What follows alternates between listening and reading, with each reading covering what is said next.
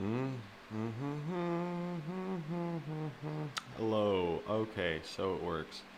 So,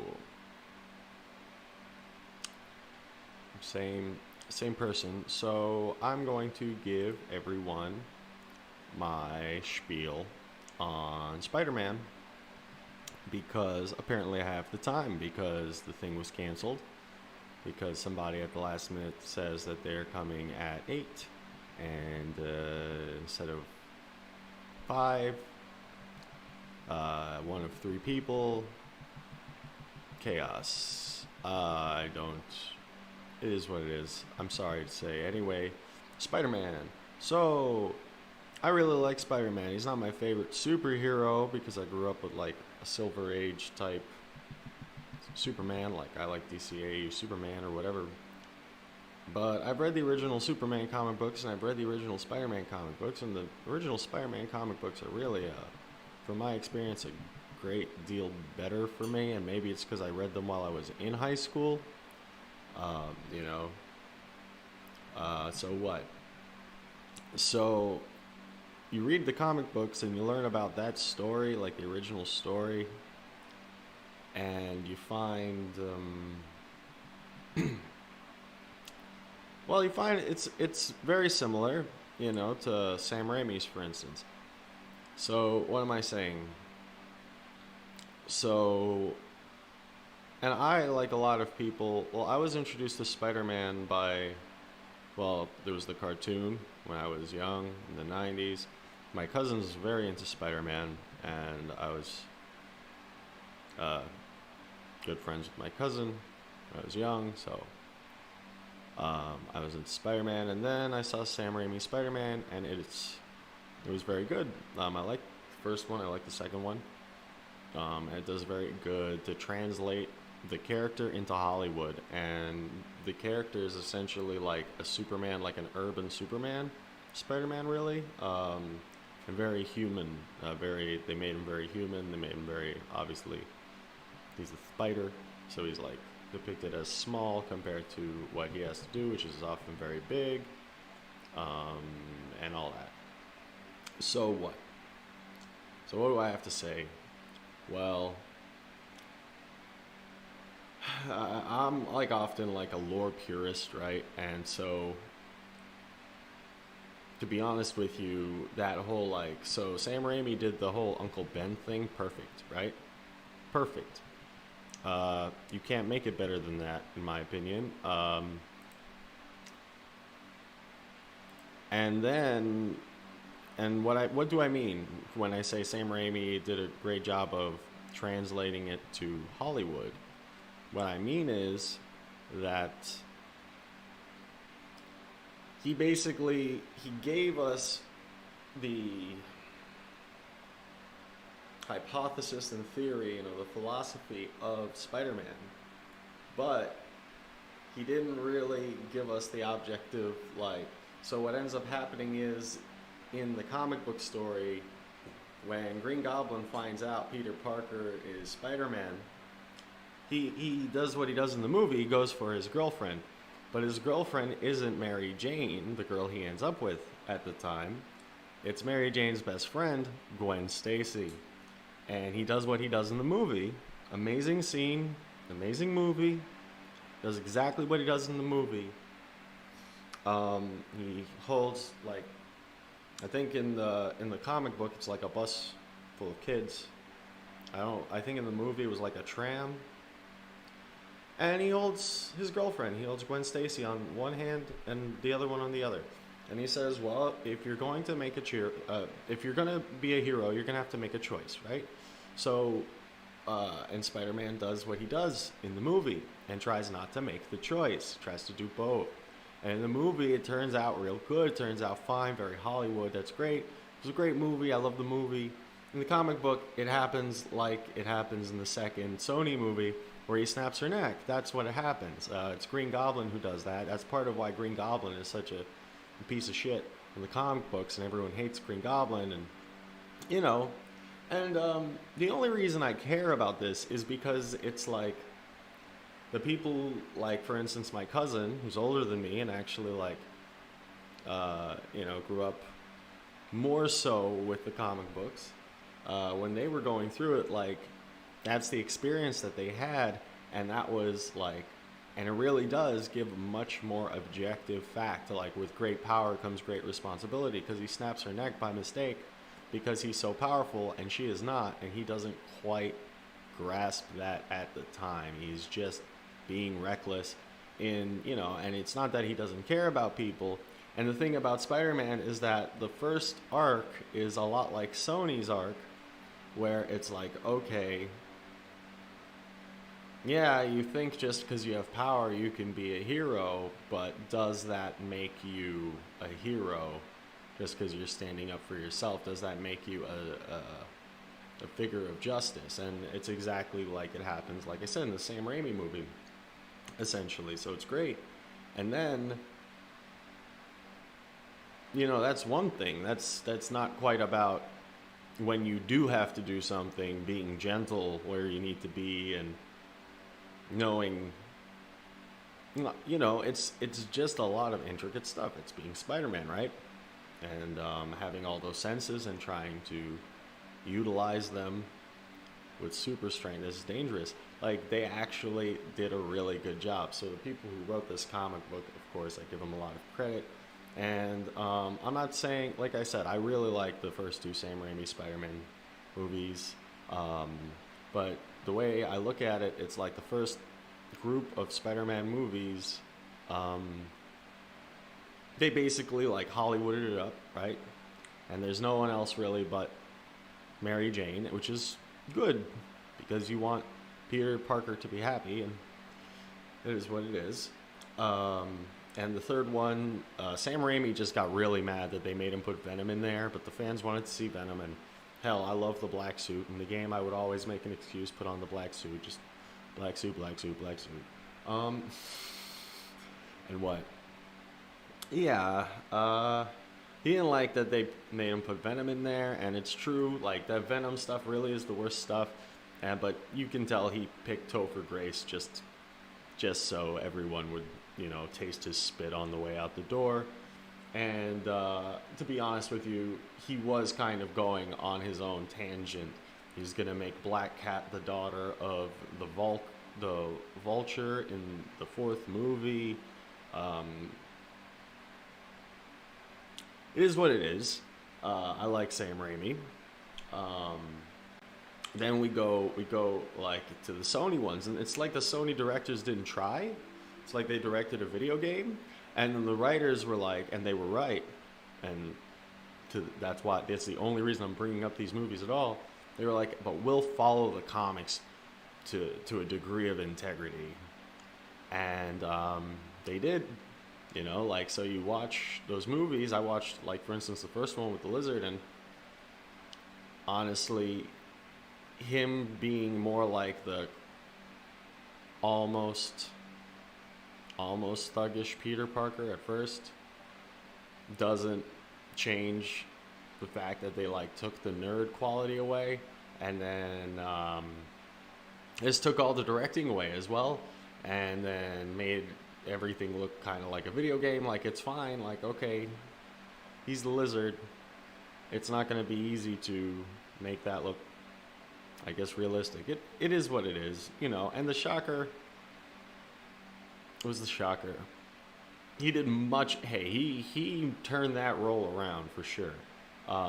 Whereas there's nothing the guy who played the scientist could have done, because that's not a quite interesting role.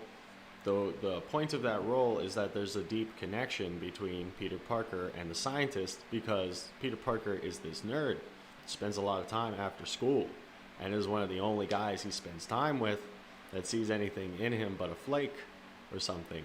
So this is like a story, remember? Anyway, so then, and then there's the new one, you know, the Tom Holland. And Tom Holland is well directed. And, well, honestly, my one criticism is that he was never like any sort of, he was a Fantastic Four junior. He wasn't an Iron Man junior.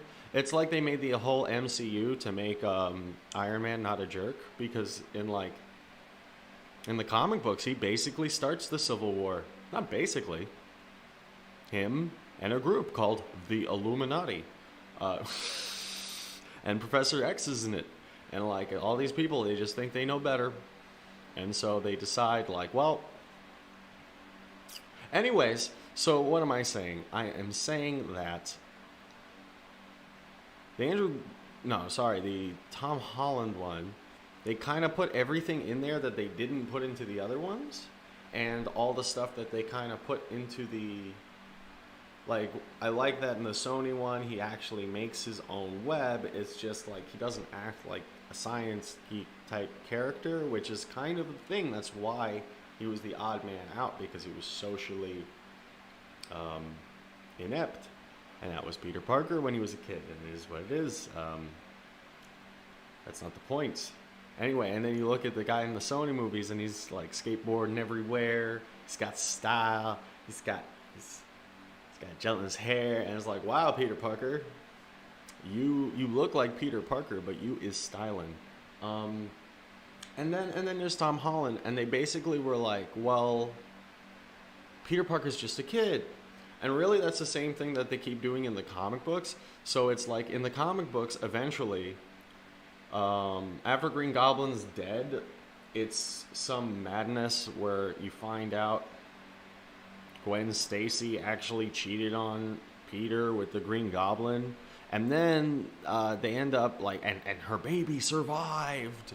And they end up like making that an alternate universe because it was so like, I don't know if it was bad or it was just shocking and nobody wanted that to happen to Peter Parker. But I guess they were trying to invalidate Gwen Stacy because people wanted him to be with Gwen Stacy. Now we don't even think about Gwen Stacy. We think about Mary Jane. Anyway, so basically in the comic books, what I'm saying is they always find some way to make it so he's always a kid down on his luck. Because that's the part of Spider-Man we want to see. And he never really ages. So it's like they kind of did that with Tom Holland's Spider-Man. Where it's not like he should be aged, you know? He just started, right? But it's like, okay. Yeah, it's just a bunch of like, it's like elaborate things that we didn't see in the other movies, like The Watch, the Spider Watch, and the fact that, like, you know, when he was Iron Man Jr., for like a moment during the Civil War, when he was on the wrong side, and I'm not saying he's on the wrong side because my opinions, even though those are my opinions, but he literally picks the side because Iron Man is treating him so good, and he's on the Avengers and la-di-da, right? And then he tells everyone his identity, and everyone comes after his family. You know, like what would happen if you were a superhero and you told everyone your identity in the real world. And then he realizes, wow, he's made a terrible mistake, and Captain America was right. And that was, like, my favorite part of the Civil War, you know? Like, in the comic books, I loved it. And he ends up in a fight with Iron Man. Anyways, and he ends up in the black suit again. He ends up having to throw away the Iron Man suit that Iron Man gave him with the extra legs and all that for the black suit, which I think is badass and cool. Anyways, that is not the point. The point is, even that was after, like, one or two, like, basically retcons where, like, Spider-Girl, the reason why she really exists is, like I said, in an alternate universe, Gwen Stacy has, like, a post-death love child with Norman Osborn, and they so they just sort of made that an alternate universe because I guess that hurt a lot of feelings, and then they keep having him like, oh, like they had him in college for a little while and that was too much, and then after the Civil War, not only did they let the people that wanted to have everything regulated and have all the people have all the super heroes tell everyone their identities win, right? They had them win, and then in the comic books, because that's completely unfeasible that everyone would do that, it just sort of fades into like, oh, well, I guess no one's listening to this and no one's enforcing this, and they just forget. There's a great comic book storyline, right? And one of the things, though, is that, well, since I guess the people who write Spider-Man or people who read Spider-Man, whatever it is, there's some, like, they care about the plot and the integrity. It still mattered to Spider-Man. Everyone still knew who Spider-Man was. So in the comic book, he makes a deal with Mephisto. I haven't seen the new movie yet. He ends up making a deal with Mephisto for a couple of reasons. because there was a House of M incident, which is a lot like the that Netflix show they made, Scarlet Witch, where basically he saw what his life would have been like if he ended up with Gwen Stacy, and when he regains his memories, he has to compare it with his real life with Mary Jane, and it's a pale comparison because one's a fantasy that he got to physically live through due to the chaos magic of what's her name, daughter of Magneto, Scarlet Witch, and the other one is real life and was like a real built-up relationship. And all that. So there's that, and then there's the fact that, you know, telling everyone his secret identity ruined his life. So May is dead, you know, and Mary Jane has to be in hiding and all this. So Mephisto tempts him with his weaker parts, his vanity, that wants to believe in a fantasy world where all that shit, where Gwen Stacy didn't screw him over with Norman, and he wasn't a jackass anyway who would have killed her by mistake. You know, even though that's the state of the comic books as it is, they couldn't finish Spider-Man's story.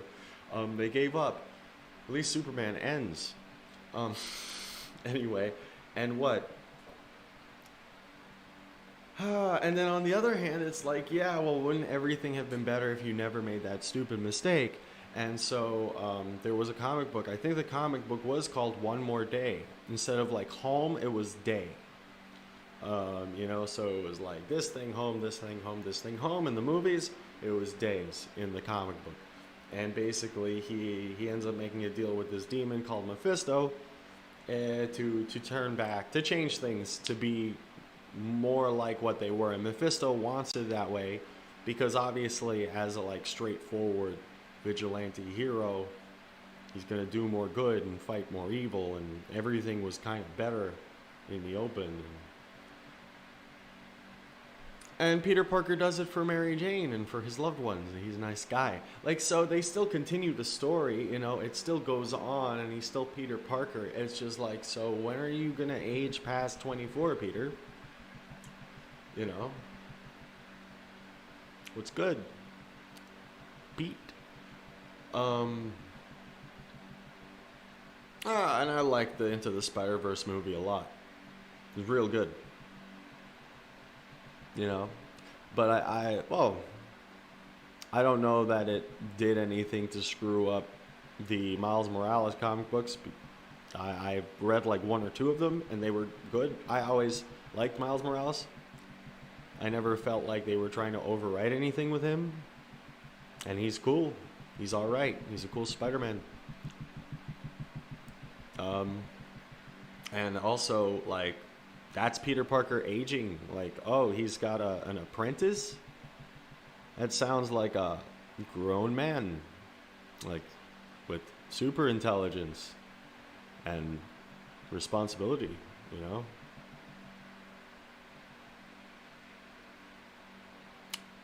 Anyways, so I'm going to let you go now. If anybody sat through this, that's good job. Good job, guys. As always, please support Active Articulation and like and subscribe, and thank you for your time.